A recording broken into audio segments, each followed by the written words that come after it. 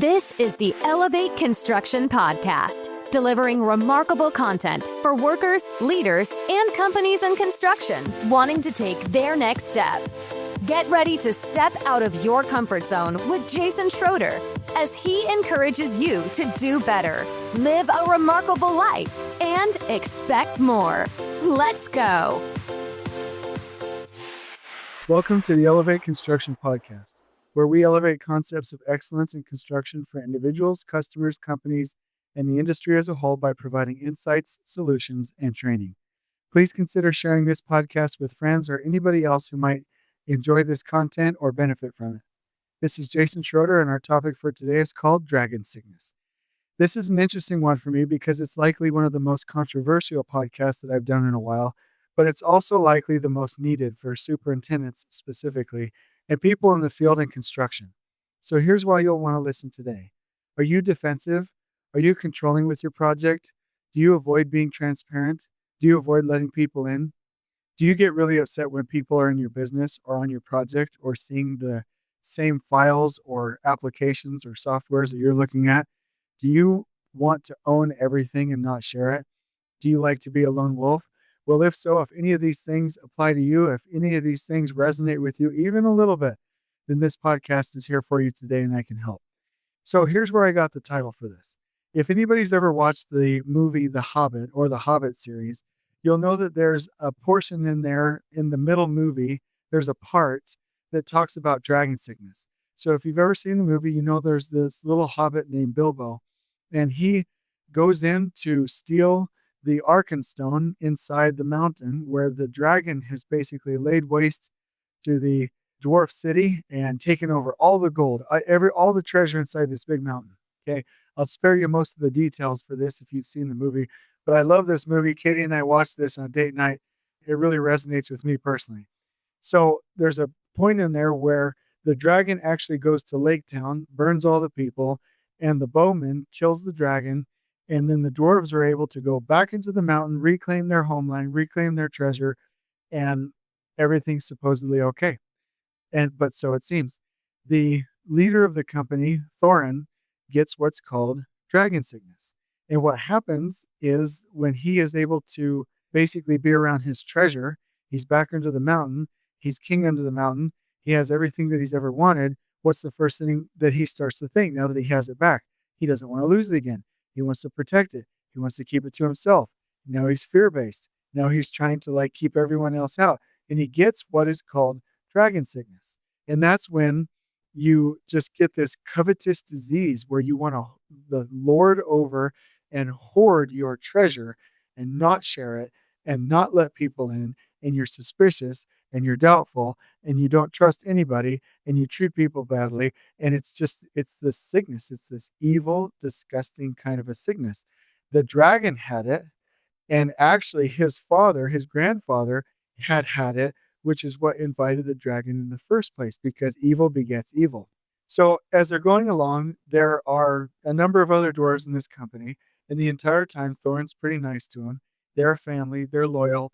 But when it comes to them being back into the mountain and he's now lord over the treasure again, he starts to treat them badly. He starts to be suspicious of everybody, have side conversations, make decisions alone. I mean, it just gets really bad, and it's called dragon sickness. In fact, there's a point in the movie, and this isn't in the book, but there's a point in the movie where as he's thinking about and repeating in his mind the fact that I'm not going to share a single cent and this is my treasure and I am the king and it's mine, mine, mine, mine, mine. There are these images mentally of the dragon just kind of infecting his mind. It's this sickness. And at the end, he says, I am not my grandfather. And he shakes it all off and he goes out and does the right thing. And he lets go of this covetousness, this sickness. It becomes a normal human being again. So I really like that scene. I really like that concept that you can become possessed with something, you can become infatuated with something, but then you just let it go and you realize that people are more important than your own possessions. And so that really aligns with my message today. And this specifically aligns with my message to superintendents specifically. Now, if you're a field engineer, this isn't a waste of time. You'll need to know this. If you're a foreman, if you're a lead man, if you're a worker, that's okay. You'll need to know this. If you're a project manager, you probably may have had dragging sickness too. If you're a project engineer, you may have had this. Anybody in this business, directors, executives, anybody can get dragon sickness, but superintendents get it the worst because they're usually king under the mountain. And so we definitely want to avoid that. Let's talk about it today. Here's the quote that I'd like to start out with. Radical transparency fosters goodness in so many ways for the same reasons that bad things are more likely to take place behind closed doors. Now, that's by Ray Dalio. Let me say it again. It's so good. Radical transparency fosters goodness in so many ways for the same reasons that bad things are more likely to take place behind closed doors. The bottom line is that when we have this sickness, when we have this lack of transparency, that's usually because we're hiding evil. Only evil things grow or are created or take place or come to pass behind closed doors. Everything good thrives in the sunlight. Everything good thrives outside of a dark environment. Everything good thrives outside in the open, transparent environment. So let me tell you a story. When I transitioned, the first time I ever transitioned and took a different job in my career, I came from a culture where safety really wasn't that important. It was something that we pencil whipped, it was paperwork. The only time the safety director would ever come around was if you got in trouble for something or OSHA showed up. There wasn't ever anybody really there to help you out, to mentor you, and I'm not a victim, so I'm not blaming it on that. I'm just saying safety wasn't really that important. We were taught to, take care of your project, don't worry about it. There wasn't really an open, accountable, transparent environment. So I switched to this new company and I'm with the project manager, and I absolutely love this project manager. He was fantastic, and the project executive. They taught me so much. In fact, almost everything that I know about building teams came from those two. So I'm this person that doesn't want to share. I'm like, hey, this is my project. I know how to do this. I've got it under control. It's my schedule. You don't need to be in at PM. Hey, what happens on the job stays on the job. That typical old high school kind of crap. You know what I mean? Like that's how I was. And there were some things that happened to me that I thought was really interesting. Number one, the project manager would like copy everyone on emails.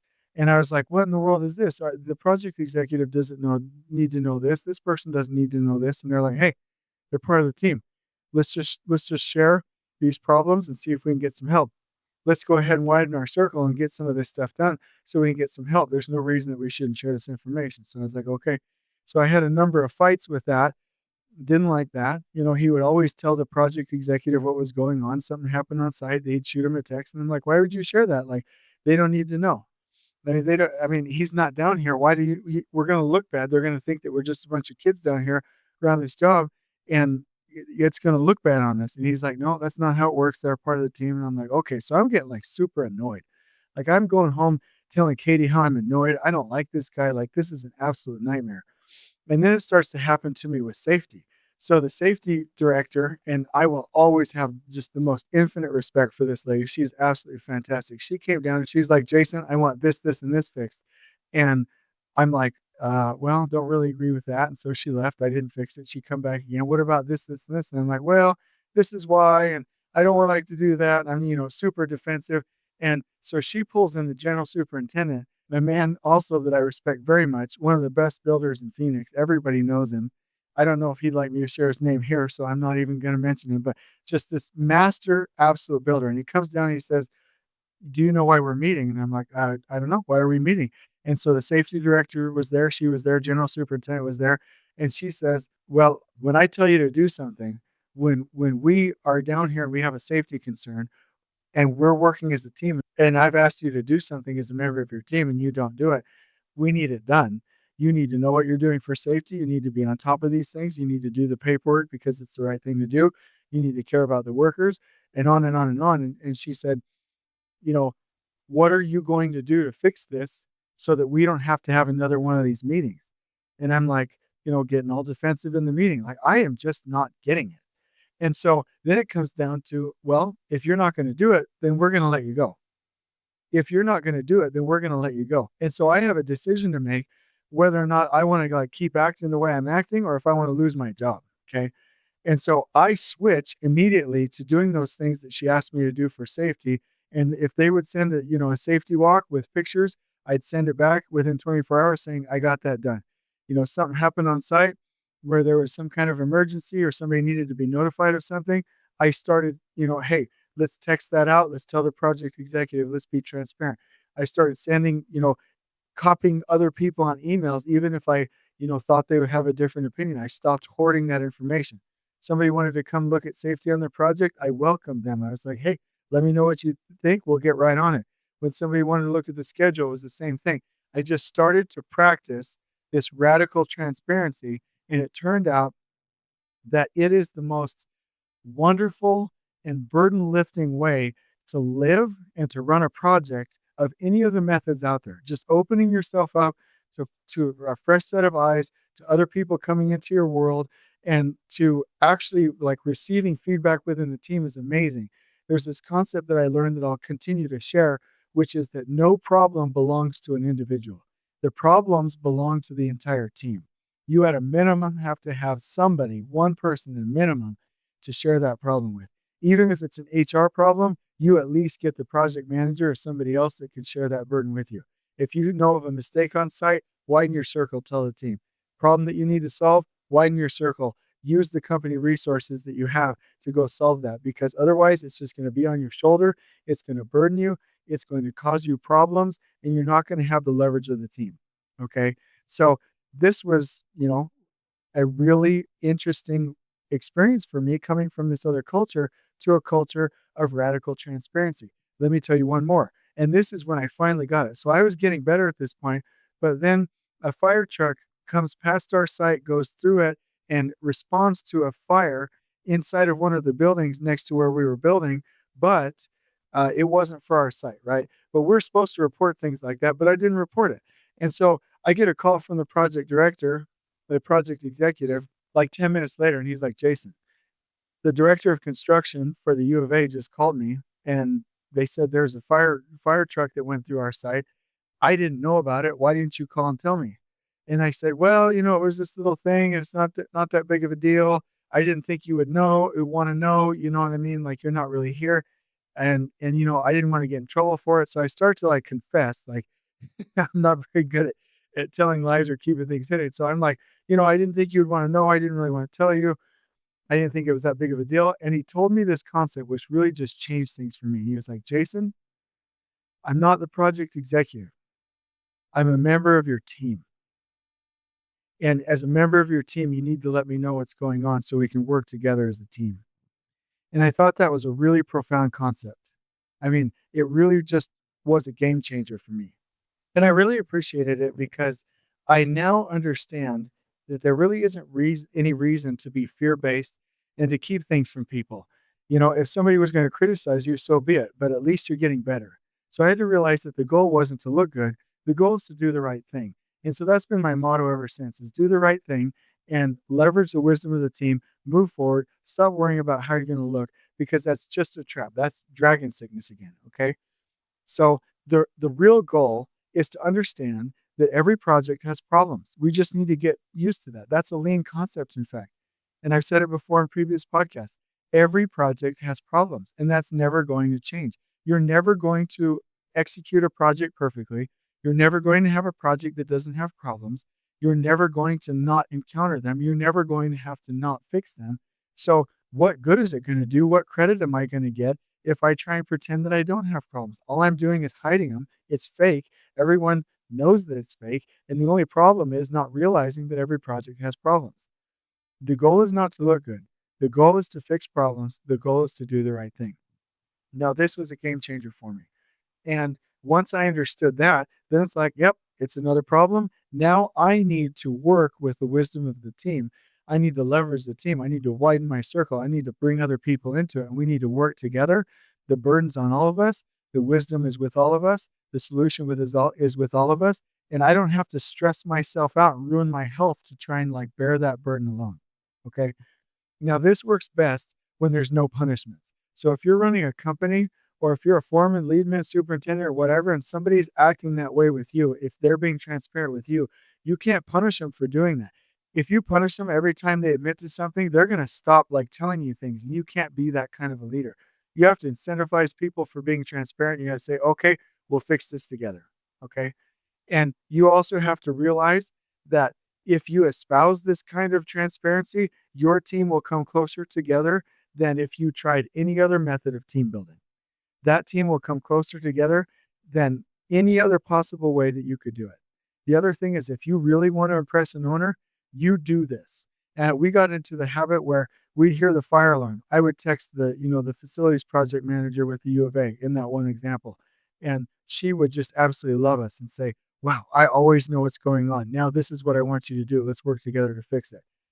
If anything happened with one of the neighbors, we would call her and let her know. If anything happened noteworthy for safety, we'd call. She knew that no matter what happened, she would be one of the first to know. So did the project executive. And they had so much trust in us that we were their preferred team. If you want to go like really wow the owner, then you be 100% radically transparent. Now, I'm not talking about trashy transparency for things that are going to get us into legal trouble or things that are outside of the contract. I'm talking about normal standards of care. I'm talking about safety. I'm talking about notifications. I'm talking about neighbors. I'm talking about quality. I'm talking about being honest 100% all the time. That is going to create a remarkable experience with our owners. Okay. So here are some examples of things that we did to be super transparent that I learned from that PM and that project executive. Okay. If something happened with safety or for the public, we would share that out. If there were things that we needed to address with HR, people that needed to be let go, harassment, things like that, circle in HR. Let them know. There's no reason to hide that stuff. Let them know. If something happened that affected the overall project that leadership needed to be circled into, we let them know.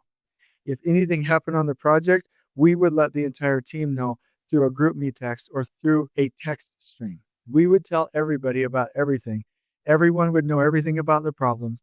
We got the trade partners bringing up problems. It was absolutely 100% remarkable. And I do have to mention here just for a second that we have a problem in our society. And if you want to get mad at me, that's totally fine. But I want to let you know that in Japan, they have two concepts that I absolutely love. One is this concept of radical accountability. They also espouse transparency, but they also strive for perfection. In the United States, when I grew up here, we are not an accountable people. We don't want to hear it from anybody. We're so stinking stubborn. We don't want to report on our friends. We don't want to do the right thing when it comes to making hard decisions. We don't want to call out our close acquaintances. We don't want to hear accountable things. We don't want to be held accountable. We don't want to have to you know, answer for our sins and answer for our transgressions and answer for the times that we break the law. We as a society have a problem. And if you are in an organization, you just cannot afford to have people that will not report sexual harassment claims. You cannot afford to have people that will not report discrimination. You can't afford to have people that will not report on safety and hold each other accountable, and so they have unsafe jobs. We can't have that anymore. Our society is past that. If you do that in your organization or your company or your crew, you're going to get sued. You're going to get in a lot of trouble, or you're going to go to jail because it is your obligation to always do the right thing, to obey the law, to report discrimination, to report sexual harassment, to report anything that violates, EEO policies, anything like that. You cannot have a non-transparent organization. So that's my little plug for that. Okay. So here's a principle that I want you to remember, and please write this down, or if you're, in your car, please repeat this. Problems belong to the team. You do not belong holding that to yourself. You need to share that. I'm talking radical transparency. Okay. So let me ask you a question. Do you have a problem with this? Are you balking at any of this? Do you think I'm rambling on? Let me ask you a couple questions. Have you ever told the PM to stay out of your schedule? Have you ever asked why somebody was walking your project? Have you ever ghosted somebody at work because you didn't want them to be in your business or speak up or hold you accountable?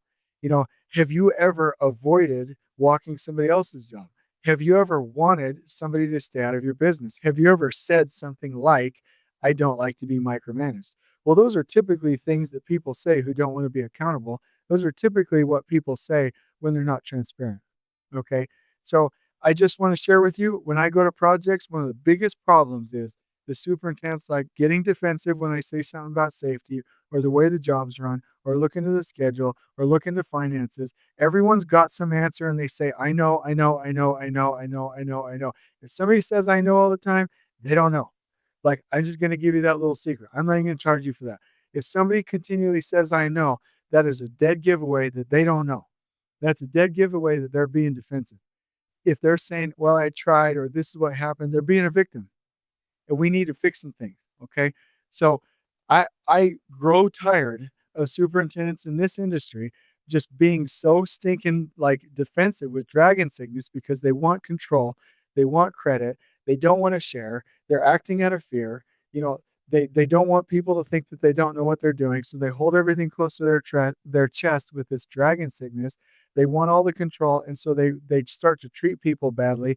They're acting badly. They're suspicious. They're not leveraging the wisdom of the team. I mean, this is a bad situation and it has to change.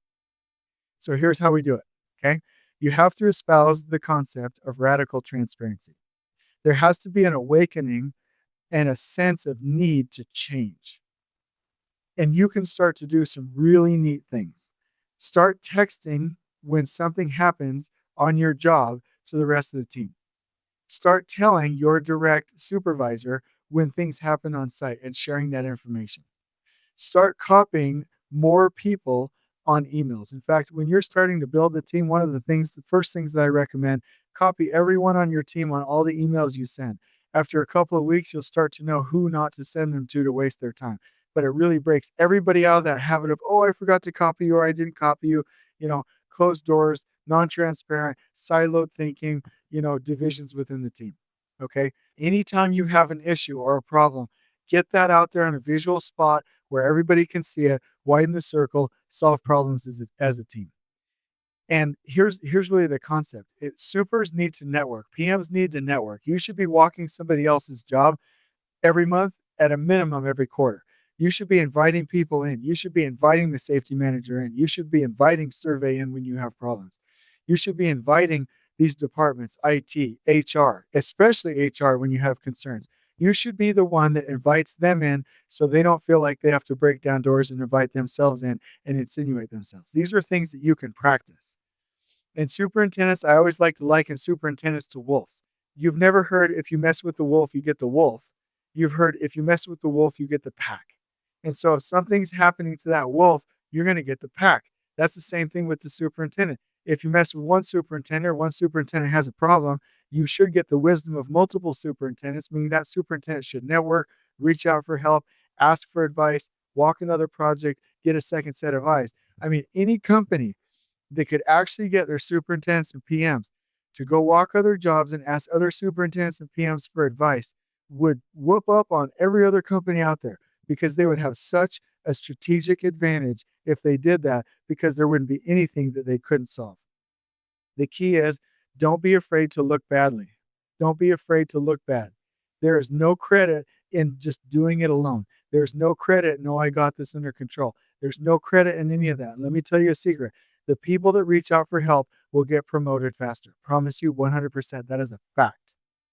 So practice transparency. It will always be hard. Your initial reaction is going to be one of defensiveness. If somebody comes and criticizes me, my first reaction, even after all these years, is defensiveness. But I have a mechanism to say, I need to widen my circle. I need to take that feedback. I'm going to solve the problem quicker. It's going to be less of a burden. I appreciate it. And I have these tools now that I've developed to switch my attitude immediately to one of appreciation. Okay. So as companions, as the fresh eyes, as somebody that's coming to look at your job, as somebody that's going to give advice or give feedback or give criticism, we have to be positive about it. And we need to make sure we're delivering that in a proper way. The other thing is, on our job sites, we need to stop seeing problems as problems. The only problem is when we don't fix problems. I'll liken this quickly to an example with field engineers.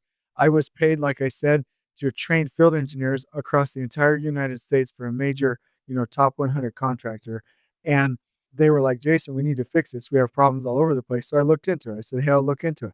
And what was happening is everyone was like, I'm going to get this right the first time. I'm going to get this right the first time. And they kept thinking that they could get layout right the first time.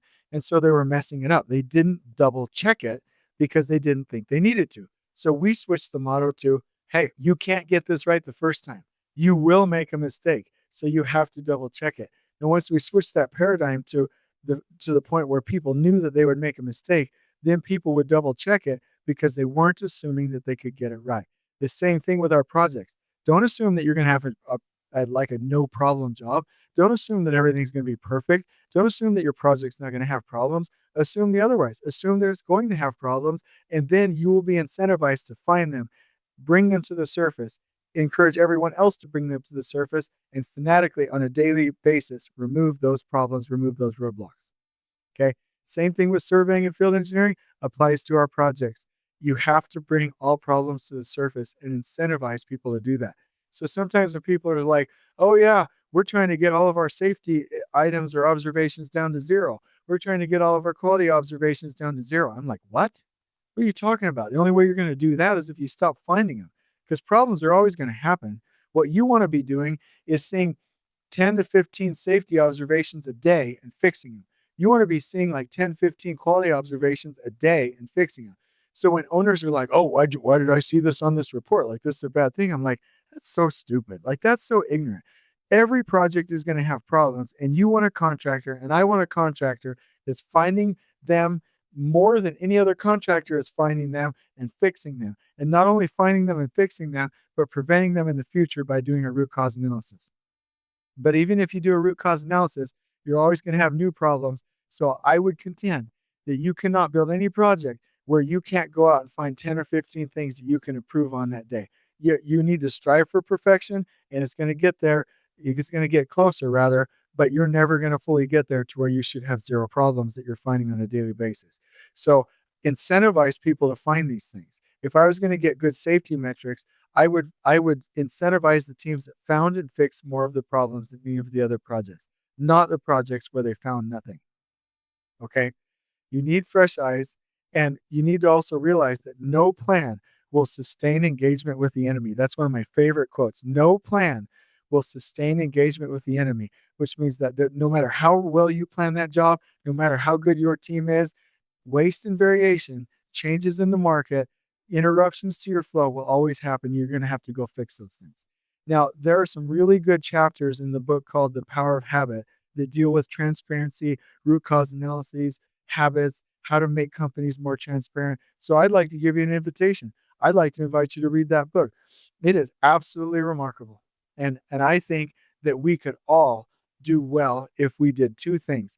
We recognized and fixed dragon sickness in ourselves and in our people, and we espoused radical transparency. And let me take you back to that quote up here at the front. Okay. This quote is just absolutely fantastic. Radical transparency fosters goodness in so many ways for the same reasons that bad things are more likely to take place behind closed doors. Okay. So, quick summary: recognize when you need a change. Practice not letting criticism or feedback bother you. Practice exposing your life, your job, your information to others. Encourage trust and build safe pathways to communication, and work with problems as a team. And the clinical psychological answer to this is always practice, practice, practice. Intentionally look for ways and opportunities to go be transparent, and it will start to become second nature. So I hope this has been helpful. Please message me on LinkedIn if you want to request a topic, do an interview, give feedback, or even if you want to debate me on something. Our goal is to elevate construction, elevate this environment, provide insights, make sure that we are on a better path. And at the end of the day, superintendents that espouse transparency, that get rid of dragon sickness, are going to make more money. Why am I here? Why am I spending this 45 minutes recording this? Why did we spend 2 or 3 hours publishing this? Why am I paying out of my own pocket to publish this podcast? So that you can make more money. Period. Bottom line. End of story. So that families are happier. So that people get more success out of life. So people get more fulfillment out of life. So that we have happier customers. So that we can go to work and be happy and live a balance. So there's less divorces, less injuries, less children without parents because they died in construction. Less injuries, less disability, less. I want more happiness and less injury. And this is a concept that will get us there. So please share this podcast with other people. And until we meet again, I really hope that you take the challenge to read that book. I hope that you're able to start practicing transparency. I hope that you're able to recognize if you have dragon sickness and start to take steps to get out of it.